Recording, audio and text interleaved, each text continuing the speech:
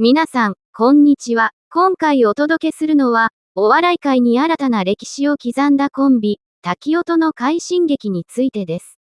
漫才とコント、二つの実力が問われる新時代のお笑い賞レース、ダブルインパクト。その第2代王者に輝いた滝音ですが、実は優勝後、誰も予想していなかった、ある出来事が大きな話題となりました。そして、そのきっかけとなったのは、たった一つのフレーズ。カーネルをサンダース。一見すると意味がわからないこの言葉が、なぜ全国の視聴者を笑わせ、さらにはケンタッキーフライドチキン公式まで動かすことになったのでしょうか。今回は、その舞台裏やネタ作りの秘密、さらに優勝後に巻き起こった驚きの反響まで、詳しくご紹介していきます。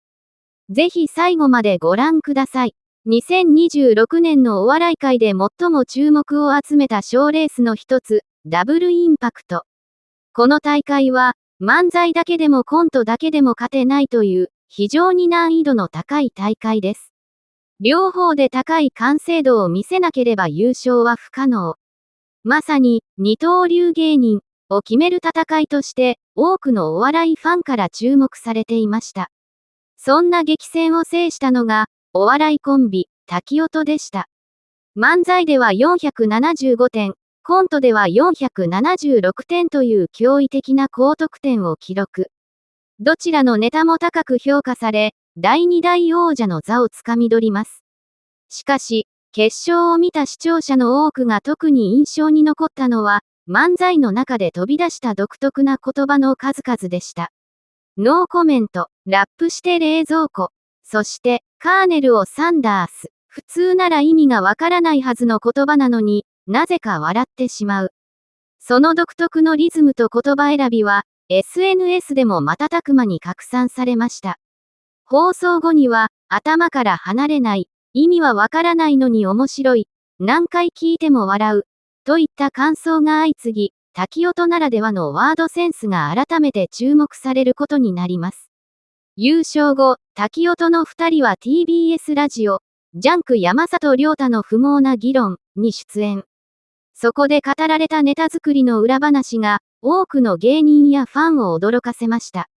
実は滝音の漫才は、一般的な作り方とは大きく異なるそうです。ボケを考えてからツッコミを作るのではありません。なんと最初に作るのは、ツッコミの言葉だけ。サスケさんは、その制作方法についてこう説明しました。珍しいと言われるんですけど、先にツッコミのワードだけを作るんですよ。そして、そのツッコミに合うボケを相方の秋貞良太郎さんが、逆大喜利のような感覚で考えていくというのです。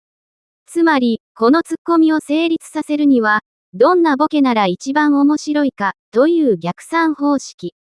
この独創的な発想こそが、滝音ならではの世界観を生み出していたのでした。さらに話題となった、カーネルをサンダース、というフレーズについても、意外な事実が明かされます。実は、この部分を考えたのは相方、秋貞さんだったのです。これまであまり語られてこなかった裏話に、秋貞さんは笑いながら、ありがとう、これは俺から言うのも違うと思って、ずっと待ってた。と本音を明かしました。ようやく自分のアイデアだったことが紹介され、どこか誇らしげな様子が印象的でした。しかし、本当のサプライズはここからでした。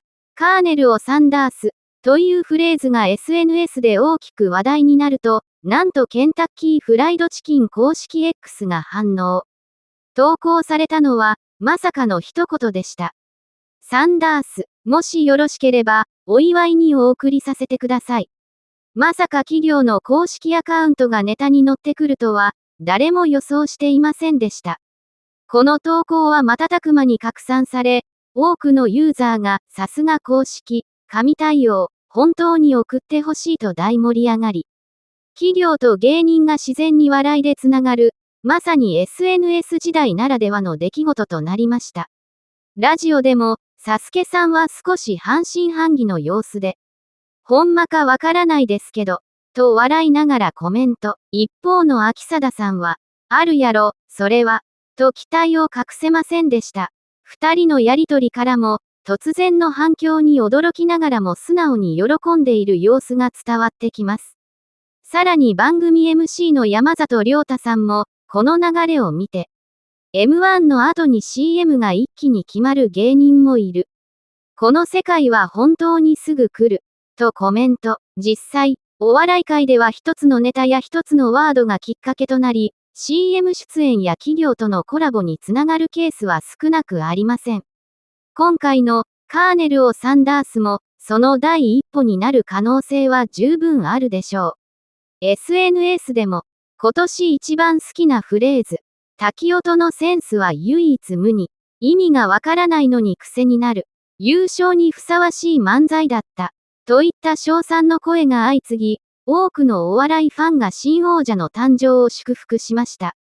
流行を狙って作られた言葉ではなく、純粋に笑いを追求した結果、生まれたフレーズ。だからこそ、多くの人の心に残ったのかもしれません。今回の優勝は、単なる賞レース制覇ではありませんでした。滝音というコンビの独創性、そして長年積み重ねてきたネタ作りへのこだわりが、多くの人に届いた瞬間でもあります。誰も思いつかない発想を形にし、それを笑いへと変える。その才能があったからこそ、ダブルインパクトという最も難しい舞台で頂点に立つことができたのでしょう。そして、一つのネタから企業公式まで巻き込み、日本中に笑顔を届けた滝音。この優勝をきっかけに、テレビ、ラジオ、CM、さらには新たなコラボレーションなど、さらに活躍の場が広がっていくかもしれません。果たして、本当にカーネル・オ・サンダースは贈られるのでしょうか。そして、滝音はこの勢いのまま、お笑い界の新たなスターへと駆け上がっていくのでしょうか。これからの二人の挑戦から、ますます目が離せません。最後までご視聴ありがとうございました。この話題について皆さんはどう思いましたか？カーネル・オ・サンダースは今年を代表するなフレーズになると思いますか？